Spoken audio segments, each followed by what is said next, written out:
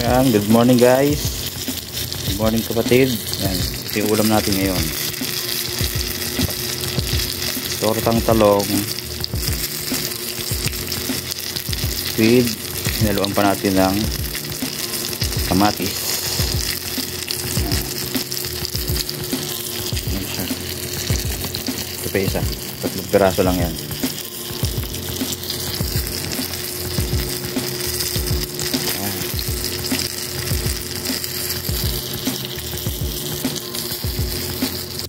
At ayan na po yung ating finished product.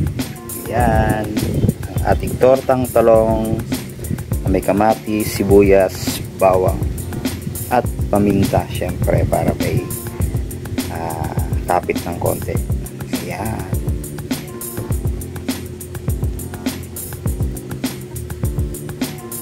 Tara, kain na tayo guys.